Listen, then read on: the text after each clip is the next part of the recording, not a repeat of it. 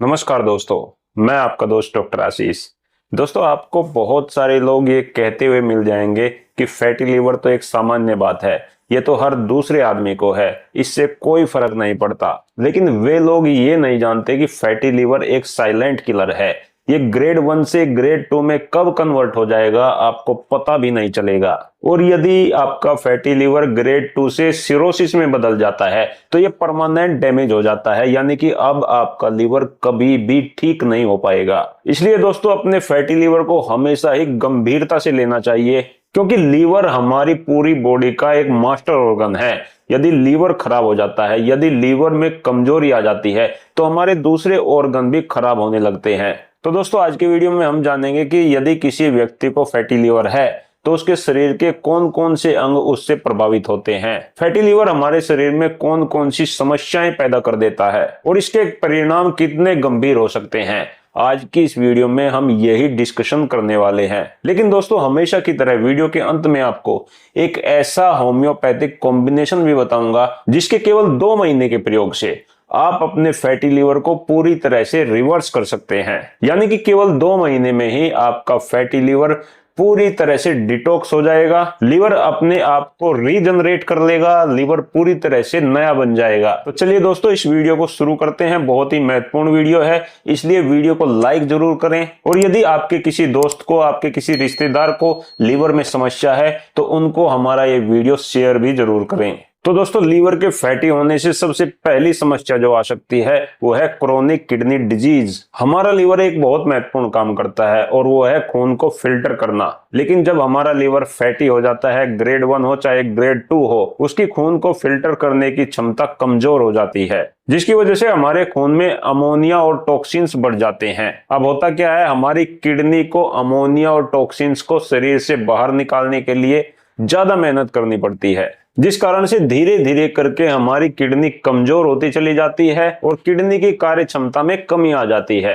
Fatty liver होने से दूसरी जो समस्या पैदा हो जाती है वो है डायबिटीज। हमारे खून के अंदर जो अतिरिक्त शुगर होता है, हमारा लीवर उसे ग्लाइकोजन में कन्वर्ट करके अपने अंदर स्टोर कर लेता है और जब शरीर को इसकी जरूरत पड़ती है तो ये शरीर को ऊर्जा के रूप में इसको देता है। लेकिन जब लीवर फैटी हो जाता है, चाहे वो ग्रेड 1 हो चाहे वो ग्रेड 2 हो, लीवर का ये मैकेनिज्म बदल जाता है और लीवर ठीक से अपना काम नहीं करता है, जिस कारण से हमारे शरीर में इंसुलिन रेजिस्टेंस की समस्या बन जाती है। इसका नतीजा ये होता है कि ब्लड शुगर हमेशा हाई बना रहता है, इंसुलिन ठीक से काम नहीं करता और व्यक्ति को टाइप 2 डायबिटीज हो जाती है। फैटी लीवर का दूसरा खतरा, ये हमारे शरीर के अंदर कोलेस्ट्रॉल और ट्राइग्लिसराइड की मात्रा को बढ़ा देता है। क्योंकि दोस्तों, जब हमारा लीवर फैटी हो जाता है तो वो ठीक से अपना काम नहीं करता।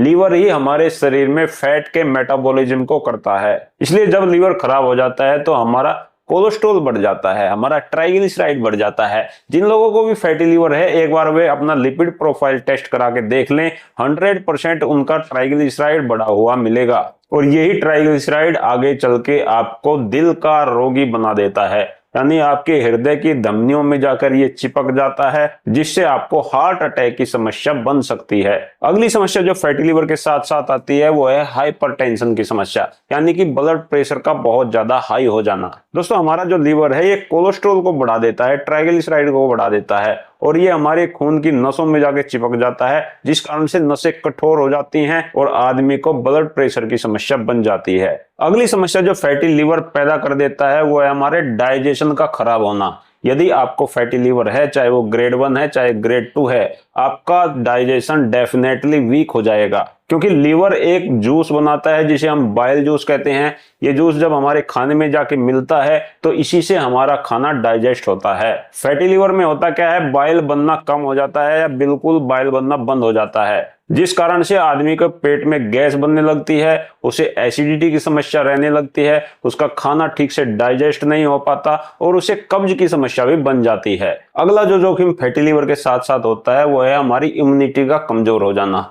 दोस्तों, हमारा लीवर हमारे खून से बैक्टीरिया और वायरस को भी मारने का काम करता है। तो यदि हम बाहर कहीं एक्सपोज में जाते हैं, कोई बाहर का खाना खाते हैं, कुछ भी हम खाना खा लेते हैं, तो उससे हमारे अंदर बैक्टीरिया भी जाते हैं, वायरस भी जाते हैं। लेकिन हमारा लीवर इन्हें खत्म कर देता है। अब फैटी लीवर में लीवर तो पहले से कमजोर हो चुका है, तो जो बैक्टीरिया, जो वायरस आपके अंदर गया है, लीवर की सेल उन्हें नहीं मार पाती और आपको बार बार इन्फेक्शन होता है। थोड़ी सी सर्दी लग जाने से आपको सर्दी, खांसी, जुकाम हो जाता है।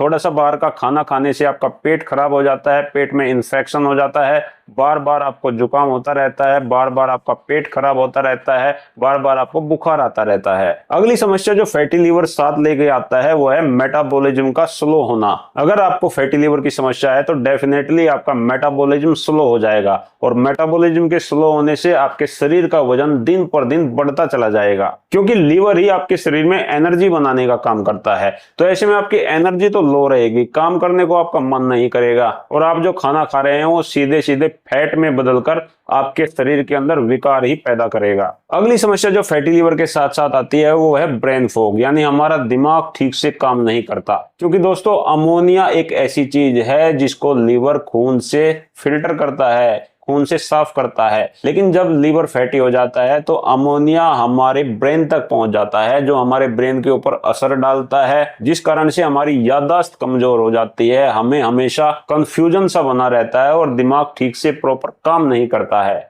तो दोस्तों वे लोग बहुत ज्यादा गलत कहते हैं जो आपको ये कहते हैं कि फैटी लीवर से आपको कोई भी नुकसान नहीं होगा। आप पहले जैसे ही जीवन शैली जीते रहें, शराब पीते रहें, फास्ट फूड खाते रहें, घी और तेल खाते रहें, मिठाई खाते रहें, सिगरेट पीते रहें। अगर आप ऐसा करोगे तो आपको मरने से कोई भी नहीं बचा सकता। तो दोस्तों आज मैं आपको एक ऐसा होम्योपैथिक कॉम्बिनेशन बताने वाला हूं जो आपके किसी भी ग्रेड के फैटी लीवर को रिवर्स करने की क्षमता रखता है। इस कॉम्बिनेशन में हमने 5 होम्योपैथिक मदर टिंचर एक जगह मिलाई हैं, और ये सारी मदर टिंचर आयुर्वेदिक हर्ब से बनाई गई हैं, इसलिए इनका कोई भी साइड इफेक्ट नहीं है। और मेरा मानना यह है कि लीवर के फंक्शन को ठीक करने के लिए, फैटी लीवर को रिवर्स करने के लिए आयुर्वेद और होम्योपैथी से बढ़िया कोई ट्रीटमेंट नहीं है। तो आइए आपको एक एक करके दवाई बता देता हूं, इसमें हमने कौन कौन सी दवाई मिलाई है और वो लीवर पर कैसे काम करती है। सबसे पहली होम्योपैथिक दवाई है चेलिडोनियम मदर टिंचर। ये लीवर की होम्योपैथी की सबसे अच्छी दवाई मानी जाती है। यदि आपको राइट साइड में भारीपन रहता है, राइट साइड में आपको दर्द रहता है, या आपके पित्त की थैली में पथरी है, तो ये दवाई दोनों समस्याओं पर ही काम करती है। यदि आपका बाइल ठीक से नहीं निकल रहा है, बाइल निकलने में कोई रुकावट है, गॉल ब्लैडर में पथरी बन गई है, तो ये दवाई बाइल के प्रोडक्शन को बढ़ाती है, लीवर को ठीक करती है, इसलिए आपको इसे जरूर इस कॉम्बिनेशन में ऐड करना चाहिए। दूसरी दवाई है कार्डुअस मदर टिंचर। ये भी एक आयुर्वेदिक हर्ब से बनाई जाती है। यदि आपको अल्कोहलिक फैटी लीवर की समस्या है, आप शराब बहुत ज्यादा पीते हैं जिसकी वजह से आपका लीवर फैटी हो गया है, लीवर में खराबी आ गई है, तो कार्डुअस आपके लीवर को बिल्कुल ठीक कर देगी। ये लीवर को डिटॉक्स करने का काम करती है, लीवर की कोशिकाओं को पुनर्जीवित करने का काम करती है, और अल्कोहल की वजह से जो आपका लीवर डैमेज हो गया है उसे फिर से ठीक करने में बहुत अच्छी भूमिका अदा करती है। तीसरी मदर टिंचर का नाम है कालमेघ। यदि आपको हेपेटाइटिस की समस्या है, आपको हेपेटाइटिस ए है, हेपेटाइटिस बी है या हेपेटाइटिस सी है, जिसकी वजह से आपके लीवर में इन्फेक्शन हो गया है, लीवर में सूजन आ गई है,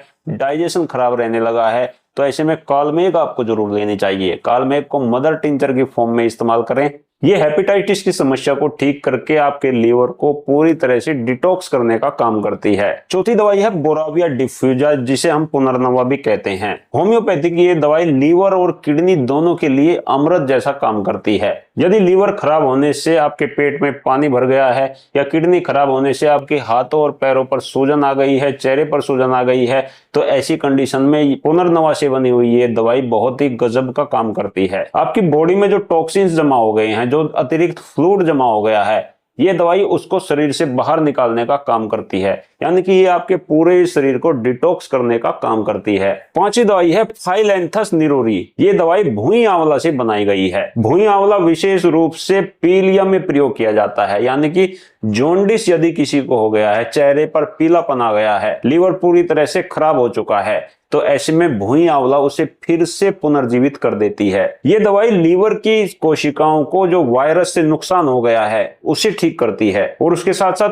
पित्त की रुकावट को दूर करती है, लीवर की सूजन को कम करती है और हाजमे को भी सुधारने का काम करती है। तो इस तरह से दोस्तों ये पांचों दवाई अलग अलग काम करती हैं जो लीवर को पूरी तरह से स्वस्थ बना देती हैं। नंबर 1 ये डिटॉक्सिफिकेशन करेंगी, नंबर 2 ये रीजनरेशन करेंगी, नंबर 3 ये इंफ्लेमेशन को कंट्रोल करेंगी, नंबर 4 ये वायरल से प्रोटेक्शन करेंगी और नंबर 5 ये किडनी और लीवर दोनों को ठीक करेंगी। तो आइए दोस्तों अब जान लेते हैं कि इनका प्रयोग आपको कैसे करना है। इन पांचों दवाइयों को बराबर मात्रा में एक जगह बड़ी बोतल में मिला लीजिए और इस कॉम्बिनेशन की 20 से 25 बूंदे आधे कप पानी में डाल के आपको दिन में 3 बार इस्तेमाल करनी है। ध्यान ये रखना है कि दवाई लेने से आधा घंटा पहले और आधा घंटा बाद आपको कुछ नहीं खाना है। दोस्तों यदि आप ऐसा लगातार 2 महीने तक कर लेते हैं तो ये दवाई आपके लीवर को पूरी तरह से स्वस्थ बना देंगी। दवाइयों के साथ साथ आपको जो परहेज रखने हैं वो मैं आपको बता देता हूं, बहुत ही ध्यान से सुने। यदि आप दवाई के साथ साथ मीठे को नहीं छोड़ते हैं तो दवाई पूरी तरह से अपना काम नहीं करेंगी। यानी आपको दवाइयों के साथ साथ मीठे को बिल्कुल छोड़ देना है, यानी कि 0 शुगर। यहां तक कि आपको बहुत ज्यादा मीठे फल भी छोड़ देने हैं। दूसरा, आपको तली हुई चीजें बिल्कुल बंद कर देनी है। घी और तेल आपके लिए जहर के समान काम करेंगे। तो मुख्य रूप से ये 2 परहेज आपको रखने हैं। दोस्तों एक और बहुत महत्वपूर्ण जानकारी मैं आप लोगों को दे दूं, मेरे चैनल हेल्थ इंडिया पर मैंने पुरुषों की समस्याओं को लेकर बहुत सारे वीडियो बनाए हैं। चाहे वो स्टेमिना की कमी है, चाहे वो टाइमिंग की कमी है, चाहे वो जोश की कमी है। यदि आपको इनमें से कोई भी समस्या है तो आप मेरे चैनल के वो सभी वीडियो देख सकते हैं और जान सकते हैं उन समस्याओं के कारण, उनके लक्षण और उनकी सर्वश्रेष्ठ होम्योपैथिक दवाइयां। दोस्तों इसी के साथ आज का वीडियो यहीं समाप्त करते हैं। मिलेंगे कल फिर एक नए वीडियो के साथ। मैं आप सभी का बहुत बहुत धन्यवाद करता हूं। आपको मेरा नमस्कार।